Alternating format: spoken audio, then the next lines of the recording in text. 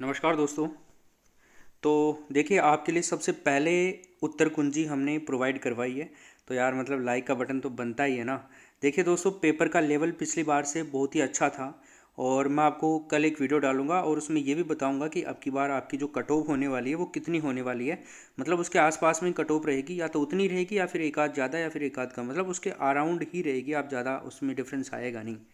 तो सबसे पहले हम लोग देखते हैं, देखिए सामाजिक अध्ययन सोशल स्टडीज़ के जो 60 क्वेश्चंस हैं इनके आंसर की देखेंगे। इसके अंदर देखिए दोस्तों, फाइनल आंसर की तो आपको बोर्ड जो देगा ना वही होगी, बट हमने पूरी कोशिश करी है कि इसके अंदर एक भी क्वेश्चन बोर्ड के अकॉर्डिंग ही मतलब होना चाहिए। सारी की सारी आंसर की बोर्ड के अकॉर्डिंग जो आंसर की आएगी उसी तरह से हमने बनाई है। फिर भी अगर एक दो क्वेश्चन में कोई दिक्कत आती है तो वो हम फाइनल आंसर की में आपको बता देंगे। अभी के लिए देखिए, आप अपना मिलान कर सकते हैं और देख सकते हैं कि आपके इन 60 क्वेश्चन में से कितने सही हुए हैं। बाकी सीटीपी संस्कृत वगैरह की भी आंसर की आपको जल्दी मिलने वाली है। अगर आप बाद में देख रहे हो तो हमने ऑलरेडी डाल दी होगी, तो आप देखते रहिए। और मान एजुकेशन टेलीग्राम ज्वाइन कर लो, वहाँ पे ये पीडीएफ भी मैं आपको डाल दूंगा आंसर लगा के इनके, तो आप वैसे भी इसको रीड कर लेना एक बारी। चलो देखो, तो यहाँ पे हम बात करते हैं दोस्तों नंबर 1 क्वेश्चन कि निम्न में से किस दशक में भारत में नकारात्मक जनसंख्या वृद्धि दर्ज की गई थी। देखिए, ऐसा हमारे इतिहास में एक ही बार हुआ है, जब 1911 से 1921 का जो टाइम था इसमें नकारात्मक वृद्धि दर दर्ज की गई थी। अदरवाइज हमेशा ही वृद्धि जो है ना वो बढ़ी ही रही है। तो बहुत इंपॉर्टेंट क्वेश्चन था, मैंने आपको कई बार करवाया भी है इस क्वेश्चन को, तो शायद आप लोगों ने किया होगा। और देखिए, मैं आपको बता दूं, मान एजुकेशन ने 500 क्वेश्चन की पीडीएफ डाली थी ऐप के ऊपर और उनका वीडियो भी डाला था। उसके अंदर A to Z नंबर 1 से लेकर के 30 तक पूरे के पूरे मनोविज्ञान के क्वेश्चन मिले हैं ऐसे कैसे लिखित में। आप चाहें तो ऐप पे जा करके देख लेना, वो वीडियो देख लेना। एंड बाकी संस्कृत हिंदी में कोई प्रॉब्लम आई नहीं है आपको। पेपर हमने एसएसटी के सारे करवाए थे, उनके अंदर से लगभग पूरा पेपर आया है। 2-3 क्वेश्चन ही आउट गए हैं जो शिक्षा शास्त्र वाले हैं, और एक क्वेश्चन जीके का आउट गया है। बाकी 59 जो आपके क्वेश्चन है टोटल मिले हैं यहाँ से। तो आपकी first level second level science maths वालों के कोर्सेज हमने डाल रखे थे ऐप पे, सेकंड लेवल एसएसटी का भी डाल रखा था। तो किसी को कोई प्रॉब्लम आई नहीं होगी अगर आप हमारे साथ में जुड़े हुए हैं already.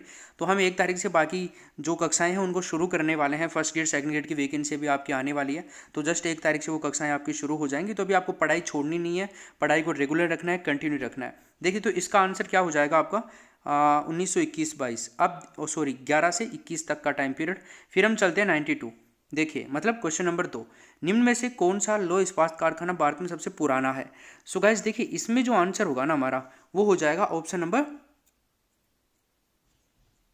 Cell, option number D हो जाएगा इसके अंदर। ठीक है, फिर आगे चलते हैं 93 नंबर के क्वेश्चन के अंदर। तो सर देखिए, 93 नंबर का क्वेश्चन था, दी गई भूगर्भीय आकृतियों का उत्तर से दक्षिण दिशा में अवस्थित का सही क्रम पूछ रहा है आपसे। देखो, किसी प्रकार की त्रुटि हो जाए एक आध क्वेश्चन में, आप कमेंट कर देना, हम उसको सुधार करके वापस बता देंगे आप लोगों को। वैसे गलती हमने की नहीं है, फिर भी अगर आपको लगता है किसी क्वेश्चन में संकोच तो आप जरूर बताइए। वैसे आएगी नहीं कभी ऐसी दिक्कत आपके। तो 93 नंबर के क्वेश्चन में सर आपका जो आंसर होगा, देखिए तो देखिए यहाँ पे करेंगे हम ऑप्शन नंबर डी। फिर चलते हैं नेक्स्ट। अब है आपका 94, भारत में जिप्सम का सर्वाधिक उत्पादन राज्य कौन सा है जो करता है। तो सर ये करता है झारखंड। 94 में हम कर देंगे तीसरा ऑप्शन। फिर हम चलते हैं 95 नंबर के क्वेश्चन की ओर। ये कह रहा है कि जंस्कर नदी का उपयोग सिंचाई एवं विद्युत उत्पादन हेतु किस प्रदेश में किया जाता है। तो 95 नंबर का जो क्वेश्चन है सर आपका, तो देखिए दोस्तों इसमें आपका आ जाएगा ऑप्शन नंबर थर्ड यहाँ पे राइट आंसर। फिर चलते हैं हम नेक्स्ट 96 में, भारत में राष्ट्रीय मतदाता दिवस मनाया जाता है। तो फ्रेंड्स देखिए, राष्ट्रीय मतदाता दिवस जो है ना ये 25 जनवरी को मनाया जाता है। नंबर 1 ऑप्शन हो जाएगा आपका यहाँ पे 96 के अंदर। फिर हम चलते हैं 97, भारतीय संविधान की जिस अनुसूची में कृषि एवं सिंचाई को शामिल किया गया है ना, वो अनुसूची कौन सी है। तो फ्रेंड्स 97 में आएगा राज्य सूची को हम करेंगे यहाँ पे, सूची राज्य सूची हो जाएगी इसमें। फिर देखते हैं संविधान के किस अनुच्छेद के अंतर्गत सर्वोच्च न्यायालय को अभिलेख न्यायालय का स्थान दिया गया। तो गाइस देखिए, यहाँ पे हम आंसर करेंगे 98 में 129, पहला ऑप्शन होगा इसमें। फिर आगे चलते हैं हम लोग, भारतीय संविधान के किस अनुच्छेद के अंतर्गत राष्ट्रपति में संघ की कार्यपालिका शक्ति निहित होती है। तो गाइज 99 नंबर के क्वेश्चन में होगा 53, नंबर 1 ऑप्शन।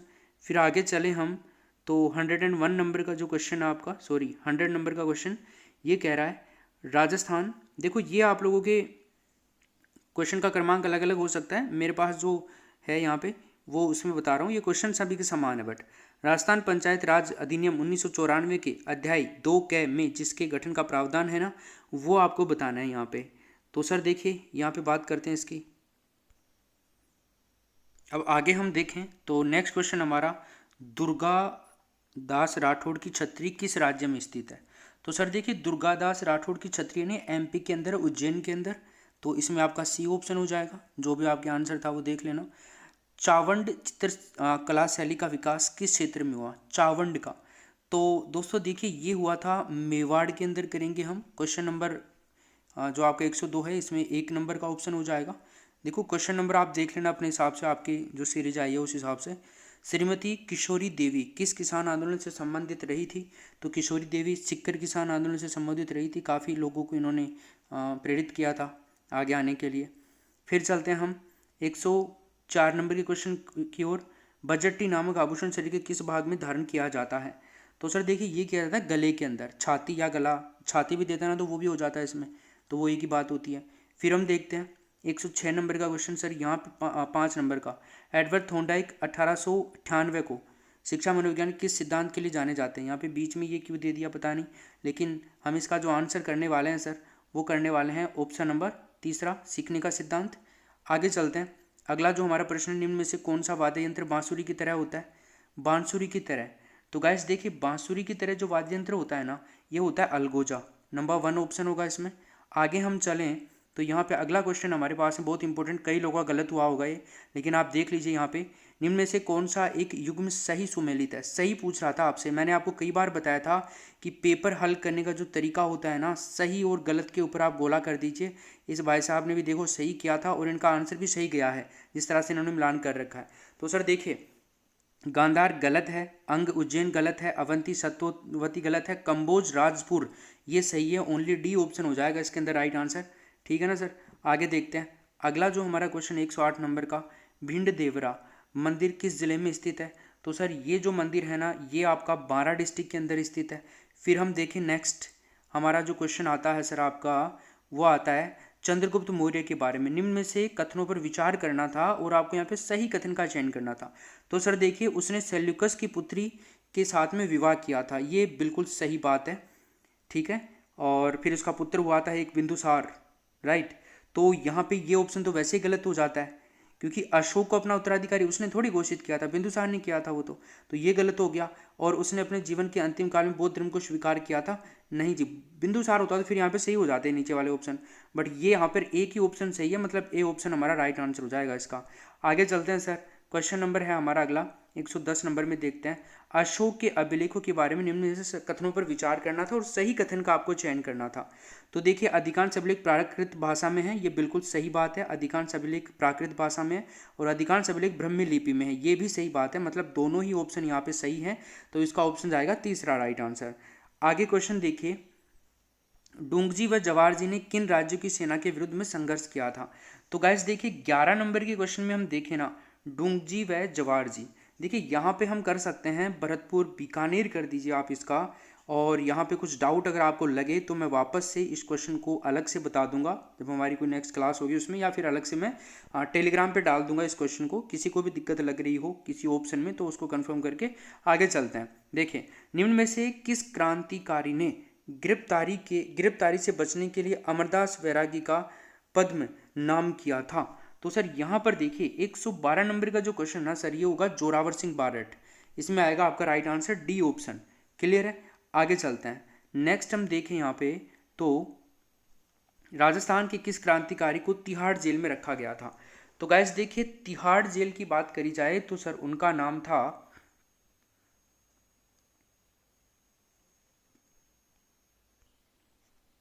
तो भाई देखिए इस क्वेश्चन में आंसर करेंगे गोपाल सिंह खरवा। अगर किसी को कोई दिक्कत लग रही हो तो इसको और हम आगे कंफर्म कर लेंगे, लेकिन गोपाल सिंह खरवा करेंगे यहाँ पे। आगे देखिए नेक्स्ट जो है हमारा, निम्न में से कौन हल्दी घाटी के युद्ध में महाराणा प्रताप के चंदावल दस्ते में शामिल थे? तो 114 नंबर के क्वेश्चन में आपको आंसर करना था सर। तो यहाँ पे ना राइट आंसर जो होगा हमारा दोस्तों देखिए, एक तो थे राणा पूजा, यहाँ पे करेंगे दूसरा। एंड दोस्तों यहाँ पे आप देख सकते हैं, वैसे हमने लगा रखा है इसके अंदर, आप देख लीजिए। तो राणा पूजा हो जाएगा इसके अंदर।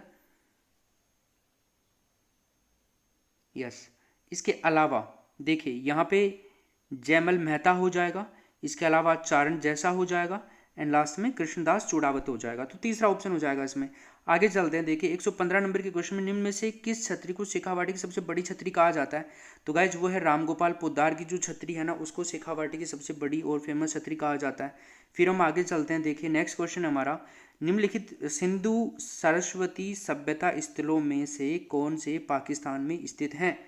तो फ्रेंड्स देखिए यहाँ पे पाकिस्तान में जो स्थित हैं उनकी बात करी जाए तो मोहनजोदड़ो स्थित है, हड़प्पा स्थित है, चन्हूदड़ो स्थित है, एंड लास्ट कोटदीजी स्थित है। तो यहाँ पे 1 2 5 6 1 2 5 6 मतलब ऑप्शन नंबर तीसरा यहाँ पे हमारा राइट आंसर जाने वाला है। सो नेक्स्ट देखिए, अब आप क्वेश्चन नंबर है आपका अगला। इसमें प्रश्न है कि महान गणितज्ञ ब्रह्मगुप्त का जन्म राजस्थान के किस जिले में हुआ था? तो सर देखिए ये जो जन्म हुआ था, तो फ्रेंड्स देखिए इनका जो जन्म हुआ था ना वो हुआ था जालोर के अंदर, जालोर भीनमाल जालोर के अंदर हुआ था, लिख रखा है मैंने ऊपर। फिर आगे हम चलते हैं, तो सर देखिए वैदिक काल के बारे में निम्न कथनों पर विचार करने के लिए बोल रहा है। तो गैस देखिए यहाँ पे हम बात करें ना, जो व्यापारी वर्ग हुआ करता था ना उसको विस नहीं कहा जाता था, व्यापारी वर्ग को तो ग्रामों का समूह कहा जाता था सर। तो ग्रामों के समूह को व्यापारी वर्ग कह सकते हैं आप यहाँ पे। तो आंसर हमारा यहाँ पर जो जाने वाला है हमारा 1 और 2 बी ऑप्शन कर देंगे इसके अंदर। और आगे चलते हैं, संत दरियाव जी द्वारा राम स्नेही संप्रदाय की शाखा कहाँ स्थित है? दरियाव जी द्वारा। तो सर दरियाव जी द्वारा हम बात करें 119 नंबर के क्वेश्चन में, तो सापरा भीलवाड़ा करेंगे इसके अंदर राइट आंसर। आगे हम देखते हैं, देखिए सर नेक्स्ट क्वेश्चन जो है आपका क्या है, महावीर स्वामी के बारे में निम्न कथनों पर विचार कीजिए। किस किस बारे में? महावीर स्वामी के बारे में करना था सर आपको। तो देखिए दोस्तों, उनका जन्म लुम्बिनी में हुआ था, सही बात है। उनका बचपन का नाम वर्धमान था, सही बात है। उनकी माता का नाम महामाया था, सही बात है। एंड दोस्तों वे जैन धर्म के प्रथम तीर्थंकर नहीं थे। यहाँ पे आपको ऋषभदेव होता तो फिर कर देते प्रथम तीर्थंकर, बट यहाँ पे आंसर हमारा 1 2 3 करेंगे इसके अंदर। देखो कथनों पर विचार करने के लिए बोल रहा है और सही कथन का चयन करने के लिए बोल रहा है हमें यहाँ पे। और सॉरी यहाँ पे हम त्रिशला होगा ना यहाँ पे, तो एंड ये भी गलत। तो यहाँ पे सर 1 और 2 ही हो जाएगा हमारा राइट आंसर, तीसरा ऑप्शन। अब आगे चलते हैं हम लोग, देखिए राज्य विधान परिषद में राज्यपाल द्वारा कितने सदस्यों का मनोनयन किया जाता है? तो गैस देखिए 121 नंबर में हो जाएगा 1/6 सदस्य, कुल सदस्य संख्या का 1/6 सदस्य। आगे चलते हैं, देखिए नेक्स्ट क्वेश्चन है, स्वतंत्र भारत की पहली लोकसभा के प्रथम उपाध्यक्ष कौन थे? स्वतंत्र भारत की लोकसभा के पहली लोकसभा के उपाध्यक्ष। देखो आप में से कई लोगों ने गलत किया होगा, अध्यक्ष पढ़ा होगा आपने, गारंटी आप में से कईयों ने, और गलत कर दिया होगा आपने, बिल्कुल गलत कर दिया होगा। मैं आपको बता दूं उनका नाम था अनंत सैनम अयंगर, ध्यान रखिएगा, तीसरा ऑप्शन हो जाएगा। उपाध्यक्ष पूछा था हमने यहाँ पे। फिर देखिए आगे, भारत में मतदान के दौरान मतदान केंद्र पर मतदाता रजिस्टर का प्रभारी कौन होता है? मतदाता रजिस्टर का प्रभारी पूछे तो क्या करेंगे सर? पीठासीन जो अधिकारी होता है यही इनका मेन मुखिया होता है जो जाता है मतदान केंद्र के ऊपर। तो आगे चलते हैं, किस शासन प्रणाली में कार्यपालिका विधायिका के प्रति उत्तरदायी होती है? तो सर यहाँ पे ना 124 में जो आंसर करेंगे वो करेंगे संसदीय सरकार के प्रति, नंबर 1 ऑप्शन। फिर आगे चलते हैं, देखिए अगला प्रश्न था, निम्न में से कौन सा ज्ञान उद्देश्य का उदाहरण है? ज्ञान उद्देश्य का उदाहरण।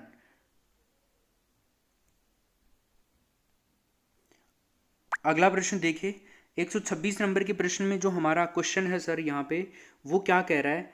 तो ये 126 में पूछ रहा है कि 100 टापुओं का शहर राजस्थान के किस जिले में स्थित है? तो सर ये बांसवाड़ा जिले के अंदर स्थित है, डी ऑप्शन हो जाएगा आपका, बांसवाड़ा, ठीक है ना। आगे देखिए, राजस्थान की निम्न में से कौन सी जनजाति को भारत सरकार द्वारा आदिम जनजाति समूह में शामिल किया गया है? 127 नंबर के क्वेश्चन में आएगा सर सहरिया। क्या आएगा दोस्तों? बी ऑप्शन आ जाएगा। सहरिया केवल एकमात्र जनजाति है, क्योंकि इसकी संख्या कम है इसलिए इसको किया गया। आगे चलते हैं, देखिए नेक्स्ट क्वेश्चन है हमारा, राजस्थान में मीठे पानी की सबसे बड़ी झील। कितना आसान सा क्वेश्चन था सर ये आपका। तो यहाँ पे जैसमंद हो जाएगा 128 नंबर के क्वेश्चन में। अगला क्वेश्चन जो है ना हमारा वो है, राजस्थान भारत में निम्न में से कौन सी फसल का सर्वाधिक उत्पादक राज्य है? यहाँ पे बाजरा होता है ना कोई ऑप्शन में तो सबका सही हो जाता है, लेकिन दिमाग लगाया एग्जामिनर ने। आंसर क्या आएगा? सरसों आएगा आपका, ऑप्शन नंबर तीसरा, ठीक है ना भाई। आगे चलते हैं सर, अगला क्वेश्चन है आपका, यस, अध्यापन कक्षा में पृथ्वी की आकृति को समझाने का श्रेष्ठतम साधन कौन सा होगा। देखो पृथ्वी की आकृति की बात कर रहा है सर, तो पृथ्वी की आकृति को समझाने के लिए है ना सबसे अच्छा जो होगा ना ग्लोब को ही मानेंगे हम लोग। आगे चलते हैं, देखिए 131 नंबर के क्वेश्चन में देखते हैं हम, चोरी चोरा कांड की घटना कब हुई थी। तो गाइस चोरी चोरा कांड की जो घटना हुई थी ना, ये हुई थी सर 4 फरवरी 1922 को। तो ऑप्शन नंबर कर देंगे बी ऑप्शन। आगे चलते हैं, अगला क्वेश्चन है, पंडित हरिनारायण शर्मा को अलवर के किस शासक ने अपना सलाहकार नियुक्त किया था। पंडित हरिनारायण शर्मा को, तो सर उनका नाम था जय सिंह। बी ऑप्शन हो जाएगा आपका राइट आंसर, जय सिंह हो जाएगा।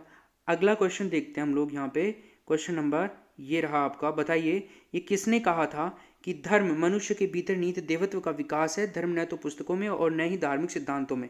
तो सर ये कहा था स्वामी विवेकानंद ने। ये उक्ति किसकी है भैया, स्वामी विवेकानंद की है। एंड फ्रेंड्स एक क्वेश्चन जो आप सबको कंफ्यूज कर रहा होगा, मैंने बहुत बढ़िया तरीके से इस क्वेश्चन को 3-4 बार मॉडल पेपर में करवाया हुआ है। भारत के वंचित वर्ग का पहला कवि किसे कहा जाता है। चोखा मिला को कहा जाता है। ध्यान रखना कई लोगों का ये क्वेश्चन गलत हुआ होगा, ध्यान रखेगा डी ऑप्शन होगा इसमें। आगे हम चलते हैं अगले क्वेश्चन की ओर। तो बताइए औरंगजेब द्वारा जजियागढ़ लगाए जाने पर किस शासक ने पत्र लिखकर के विरोध किया था। तो गाइज उसका नाम था राज सिंह। नंबर 1 ऑप्शन होगा आपका राइट आंसर इसमें 135 के अंदर। फ्रेंड्स अगला जो क्वेश्चन था ना आपका, ये पूछ रहा था कि इंश्योरेंस शब्द का प्रयोग होता है, इंश्योरेंस शब्द का प्रयोग। तो गाइस ध्यान रखना जीवन बीमा के लिए होता है। मैंने आपको कहा था कोई कंफ्यूजन लगे तो आप गलत करते हुए सही पर जाना है आपको। चिकित्सा के लिए नहीं, अग्नि के लिए नहीं, समुद्री बीमा के लिए। इंश्योरेंस मतलब जीवन बीमा के लिए होता है ना, तो पहला ऑप्शन हो गया इसमें आपका सही उत्तर। आगे देखते हैं, अगला आपका जो प्रश्न है ना वो ये है कि निम्न में से जिला स्तर पर उपभोक्ता विवादों का निपटारा कौन करता है। उपभोक्ता विवादों का निपटारा कौन करता है। तो गाइस देखिए यहाँ पे ना आपका जो उत्तर हो जाएगा 138 नंबर के क्वेश्चन के अंदर जिला न्यायालय कर देंगे हम इसके अंदर। फिर आगे देखते हैं, देखो यहाँ पे फॉर्म भी कंफ्यूजन हो रहा होगा कई लोगों को, जब मैं 1-2 दिन बाद में एक फाइनल आंसर की डालूंगा उसके अंदर भी इसको कंफर्म कर देंगे हम लोग, है ना।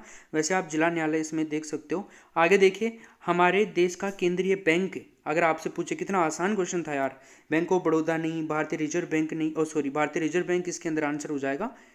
आरबीआई जो है ना, reserve bank of India. So answer इसमें हो जाएगा आपका बी राइट आंसर। अगला देखिए 140 नंबर के क्वेश्चन का, राजस्थान राज्य सहकारी बैंक का मुख्यालय कहाँ स्थित है। तो गाइस देखिए 140 नंबर के क्वेश्चन में राजस्थान राज्य सहकारी बैंक का जो मुख्यालय है ना, सो यहाँ पे आपका बी ऑप्शन आ जाएगा। अगला क्वेश्चन हम देखते हैं, देखिए सर यहाँ पे पाठ्यक्रम के जिस सिद्धांत में करके सीखने पर बल दिया जाता है वो सिद्धांत है। कई लोगों का गलत हुआ होगा, मैंने आपको कई बार करवाया हुआ ये क्वेश्चन, और इसमें आएगा आपका क्रिया का सिद्धांत। करके सीखना क्रिया का सिद्धांत हो जाएगा सर। 142 में देखिए आप, उत्तरी गोलार्ध में व्यापारिक पवनों के प्रवाह की दिशा होती है। तो सर यहाँ पे 142 के नंबर के क्वेश्चन में जो उत्तर करेंगे हम लोग यहाँ पे वो करने वाले हैं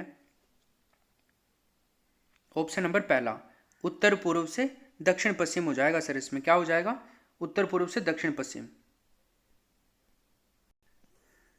अब हम देखते हैं अगला क्वेश्चन। तो सर ये है, सूर्य एवं पृथ्वी के मध्य अधिकतम दूरी क्या कहलाती है। तो गाइस देखिए बहुत ही आसान सा क्वेश्चन था। यहाँ पे हम लोग जो आंसर कर देंगे वो कर देंगे उपसौर। सूर्य और पृथ्वी के मध्य जो अधिकतम दूरी कहलाती है सर वो कहलाती है उपसौर। और फिर हम यहाँ पे बात करते हैं आगे, ओह सॉरी गाइज यहाँ पे अपसोर आएगा, पहला नहीं आएगा, ये थोड़ा बाय मिस्टेक लिखा हुआ है, इसमें तीसरा आएगा अपसोर।